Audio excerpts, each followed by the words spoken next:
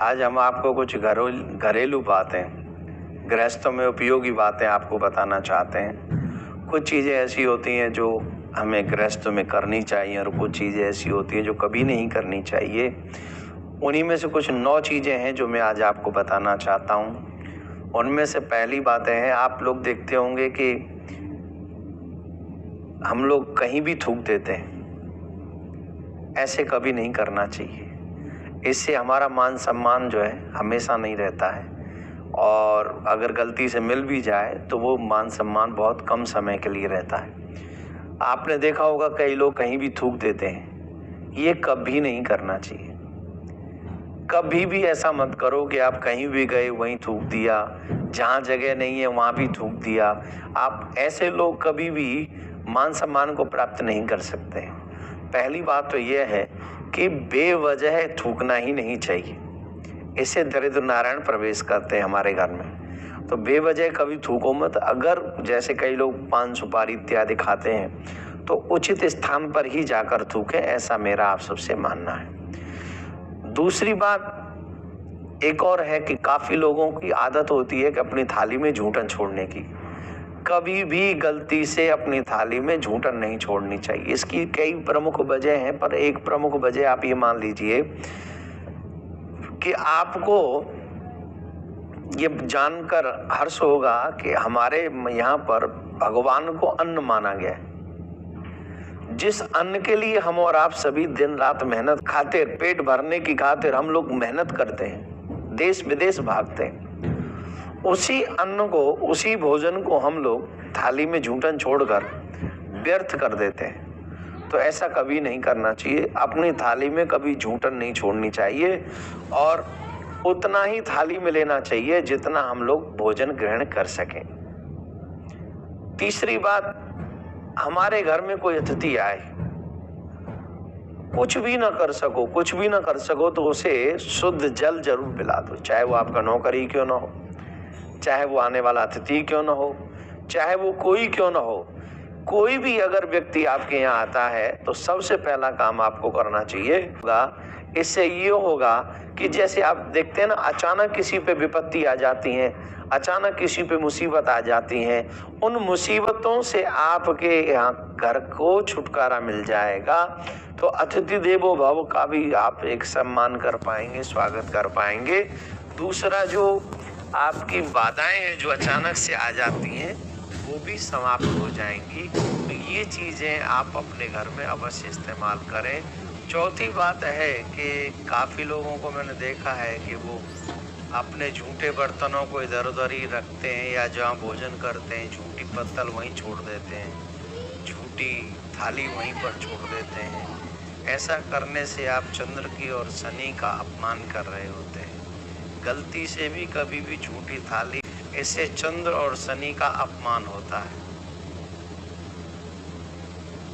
जो अपने परिवार के, अपने घर के आसपास में वृक्षों का पालन पोषण करते हैं, उससे बुध, सूर्य और चंद्रमा, ये तीनों ग्रह प्रसन्न रहती हैं। इनको भी हमें परिवार के बच्चों की तरह ही इनका लालन पालन करना चाहिए, और हो सके तो फलदार वृक्ष हमें अपने आसपास में जरूर लगाने चाहिए। जो व्यक्ति ऐसे करते हैं उनसे उनकी वृद्धि तो बढ़ती है, साथ में डिप्रेशन के जो लोग शिकार हो जाते हैं वो लोग नहीं होते। एक और बात हम आपको बताएंगे, उन्हीं 9 में से एक बात और ये है, आपने देखा होगा काफी लोग आते हैं बाहर से और जूते इधर उधर फेंक देते हैं। जो व्यक्ति जूते और जुराब, सॉक्स इत्यादि इधर उधर फेंक देते हैं, उनके जो है शत्रु उनके ऊपर बड़े हावी रहते हैं। आप याद रखिए, अपने शत्रुओं को हराने के लिए या उन पर विजय प्राप्त करने के लिए सबसे पहली आवश्यकता यही है कि अपने जूते वगैरह अपने व्यवस्थित से, जहाँ व्यवस्थित हों वहीं उसी स्थान पर रखें।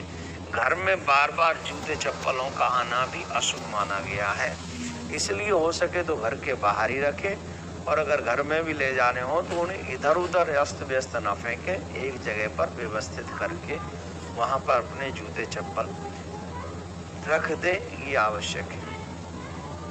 एक और बात, जब सुबह हम भोर में उठते हैं तो आप देखते होंगे काफी लोग बिस्तर छोड़ा और भाग के चले गए, बनी रहती। ऐसा करने से उनका जो राहु है वो हमेशा उन्हें परेशान करता रहता है। फटे पुराने कपड़े हों या पुराने कपड़े हों, कहीं भी पूरे रूम में इधर उधर बिखरे पड़े जूते चप्पल बिखरे रहते हैं, वस्त्र बिखरे रहते हैं, बिस्तर सुबह उठे और बिस्तरियों की त्यों छोड़ दिया। ऐसा कर देने पर राहु हमेशा आपको परेशान करता रहेगा और आप औरों को भी आप परेशान करेंगे।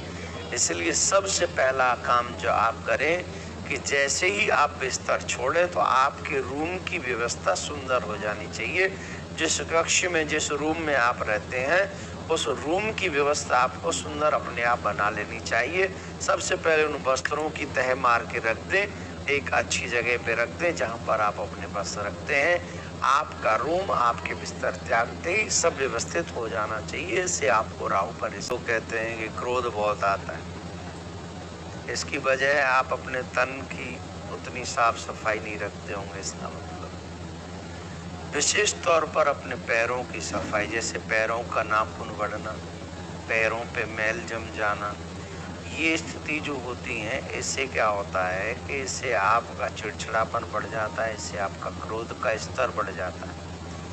तो जब भी आप स्नान करने जाएं तो सबसे पहली आवश्यकता है कि आप अपने पैरों को ढंग से धोएं, नाखूनों का ध्यान रखें, नाखूनों को ज़्यादा बढ़ने न दें। और नाखूनों को जब आप ज़्यादा बढ़ने नहीं देंगे तो इससे आपका क्रोध कंट्रोल में रहेगा, आपका चिड़चिड़ापन भी कम होगा, ऐसा माना जाता है। अब 9वीं बात, आखिरी बात पर हम चलते हैं। जब भी आप अपने घर में जाएं, बाजार गए या किसी दूसरे शहर गए या दूसरे गांव में गए, और वहाँ से जब वापस आए तो कभी खाली हाथ ना आए। चाहे 2 टॉफी लेके आए, चाहे 2 सेब लेके आए, चाहे 2 केला लेके आए, कुछ न कुछ आप अपने घर के बच्चों के लिए, अपने घर के बुजुर्गों के लिए लेके आइए, जिससे आपकी समृद्धि, एक तो जब कुछ लाते हैं तो ये समृद्धि का सूचक है, आप पे कुछ होगा तभी आप लाएंगे। इससे आपकी लक्ष्मी बड़ी प्रसन्न होती है कि मेरे घर में बच्चों का सम्मान हो रहा है, बुजुर्गों का सम्मान हो रहा है। ये भी भाव लक्ष्मी के मन में उपस्थित होता है। और जब भी कुछ लाते हैं तो ये समृद्धि विशेष है। तीसरी बात, आपको जब लाते ही रहेंगे तो इससे आपके घर के जो लोग हैं, उन लोगों के मन में जो थिंकिंग है वो पॉजिटिव बनी रहेगी। उन्हें भी ये एहसास रहता है कि आप उनका ध्यान रखते हैं, लक्ष्मी का वास है।